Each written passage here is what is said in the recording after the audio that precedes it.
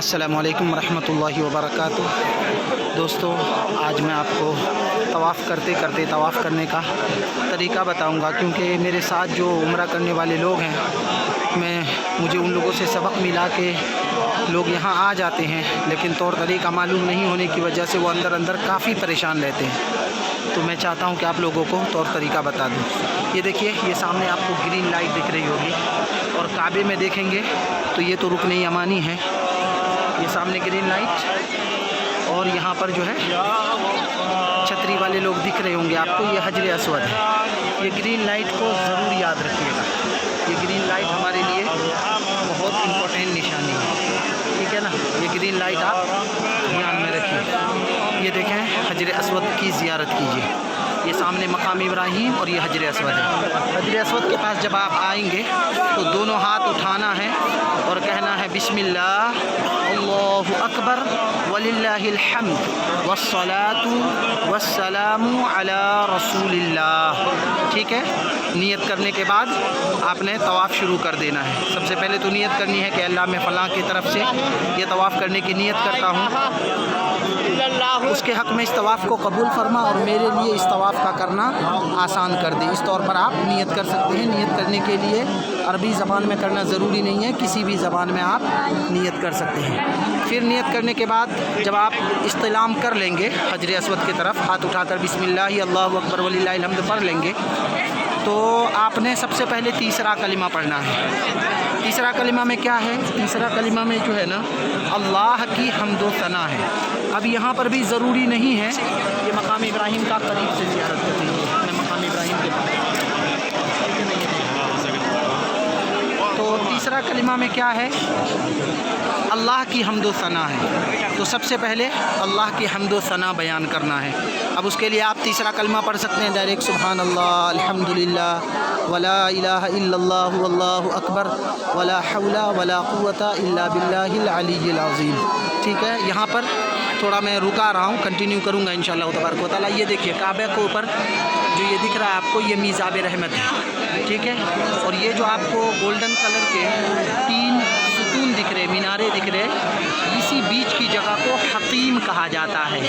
یہاں پر نماز پڑھنا کافی زیادہ ثواب ہے، بڑی اہمیت ہے اس جگہ کی، تو اگر موقع میسر ہو تو یہاں پر آپ ضرور نماز پڑھیں۔ اس کو حطیم کہا جاتا ہے، یہ اوپر میزاب رحمت اور یہ حطیم، ٹھیک ہے۔ چلیے ہم کنٹینیو کرتے ہیں۔ تو طواف شروع کرنے کے بعد پہلے آپ نے اللہ کی حمد و ثنا بیان کرنا ہے، اور اللہ کی حمد و ثنا تیسرا کلمہ پڑھ لیں گے تو کافی ہو جاتا ہے۔ اللہ کی حمد و ثنا کے بعد جو ہے آپ نے درود پاک پڑھنا ہے۔ اللہم صلی علی محمد وعلی آل محمد کما صلیت علی ابراہیم وعلی آل ابراہیم انک حمید مجید، اللہم بارک علی محمد وعلی آل محمد کما بارکت علی ابراہیم وعلی آل ابراہیم انک حمید مجید، ٹھیک ہے نا۔ درود شریف پڑھنے کے بعد سب سے پہلے ہم نے یہ دعا مانگنی ہے کہ مولا کریم حضور علیہ الصلاۃ والسلام، تمام انبیاء، مرسلین، صدیقین، شہداء، صالحین، بزرگان دین، فقہاء، محدثین، ان کے درجات کو تو اپنے شایان شان بلند فرما، کیونکہ ان کے احسانات ہیں اسی لیے ہم حرم تک پہنچے ہیں۔ تو ہم نے پہلے اپنے اسلاف کے لیے دعا کرنی ہے۔ اسلاف کے لیے دعا کرنے کے بعد آپ نے عام مسلمانوں کے لیے دعا کرنا ہے، اور یہ ساری دعائیں جو ہیں نا عربی میں ہونا ضروری نہیں ہے، آپ کو جس زبان میں کمفرٹ ہو اس زبان میں آپ دعا کر سکتے ہیں۔ اس کے بعد جو ہے آپ جب رکن یمانی کے قریب پہنچیں گے، یہ دیکھیے یہ رکن یمانی ہے، ٹھیک ہے۔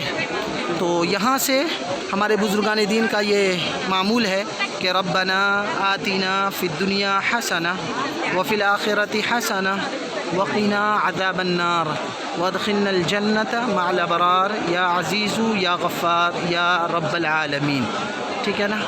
اب پھر ہم لوگ حجر اسود کے قریب پہنچنے والے ہیں، ٹھیک ہے۔ میرا یہ دوسرا چکر مکمل ہو رہا ہے الحمدللہ اس طواف کا،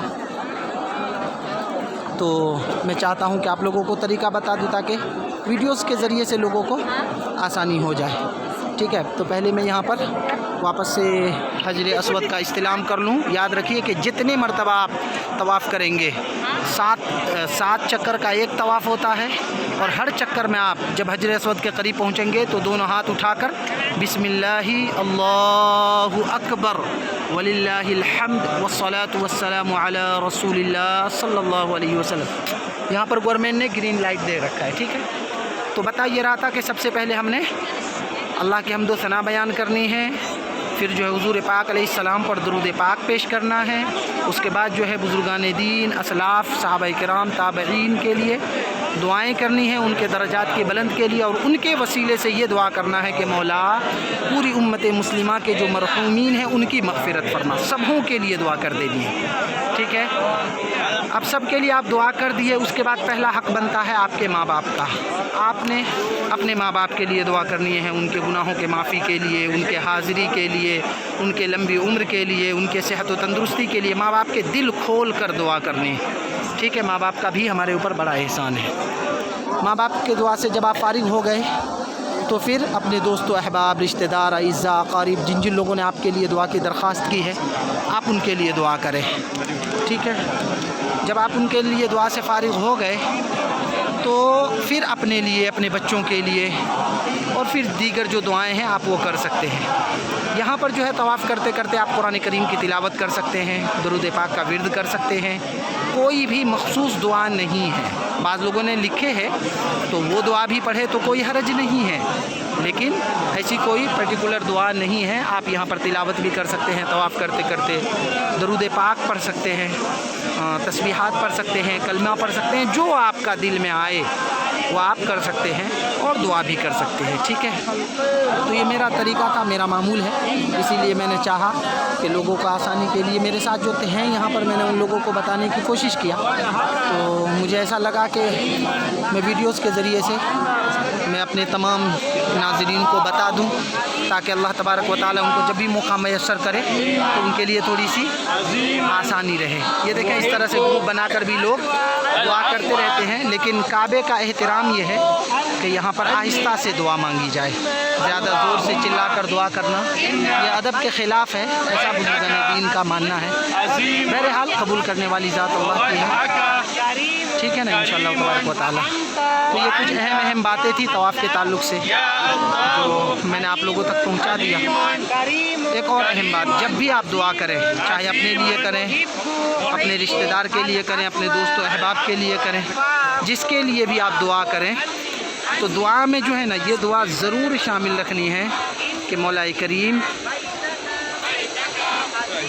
मुझे, मेरे रिश्तेदार को, मेरे बच्चों को बार बार हज बैतुल्लाह की सआदत नसीब फरमा, बार बार इस घर की हाज़िरी नसीब फरमा। ये दुआ ज़रूर कर देनी है आपने, ठीक है। मुझे इजाज़त दीजिए, मैं वापस से रुकन यमनी के पास आ गया, ठीक है। मुझे भी अब दुआएं मांगनी है, लेकिन ज़ाती तौर पर मैं दुआ मांगूंगा तो अकेले मांगूंगा। अगर मेरे ज़रिए से 2-4-10 लोगों को भी फ़ायदा हो गया तो इंशाअल्लाह तबारक व तआला आप लोगों के सदक़े मेरा भी बेड़ा पार हो जाएगा। मैं अल्लाह की बारगाह में दुआ करता हूँ कि मौला करीम पूरी उम्मत मुस्लिमा को, हमारे अइज़्ज़ा, अक़ारिब, आल औलाद, सबों को बहालत ईमान इस घर की बार बार हाज़िरी नसीब फरमा, हज बैतुल्लाह की ज़ियारत नसीब फरमा, मदीना शरीफ की हाज़िरी नसीब फरमा, ठीक है। इंशाअल्लाह तबारक व तआला मैं जब इंडिया आ जाऊँगा तो वापस से तफसीली बात बताऊँगा, लेकिन यहाँ पे कैसा है, अमल करते करते दिखा देना और फिर वो करके बताना ज़रा लोगों के लिए आसान होता है और ज़ियारत भी हो जाएगी आप लोगों को काबा की। काबा को देखकर बस आप यही दुआ करेंगे, मौला मुझे फ़िज़िकली, मेंटली, सेहत व तंदुरुस्ती के साथ बहालत ईमान, बिस्मिल्लाहि अल्लाहु अकबर वलिल्लाहिल हम्द वस्सलातु वस्सलामु अला रसूलिल्लाह सल्लल्लाहु अलैहि वसल्लम, ठीक है ना। ये देखें, मकाम इब्राहिम के पास में आ गया। ये मेरा 3 चक्कर मुकम्मल हो गया अल्हम्दुलिल्लाह। अब ये चौथे के लिए मैं शुरू कर रहा हूँ। दुआ कीजिए मौला करीम तमाम हाज़िरीन के हाज़िरी को कबूल फ़रमाए, तमाम उम्रा करने वालों की उम्रा को कबूल फ़रमाए, ज़ियारतों को कबूल फ़रमाए, तमाम की दुआओं को कबूल फ़रमाए, ठीक है। अस्सलामु अलैकुम रहमतुल्लाहि व बरकातुहू। लास्ट में हजर अस्वद का दीदार कीजिए। अस्सलामु अलैकुम रहमतुल्लाहि व बरकातुहू।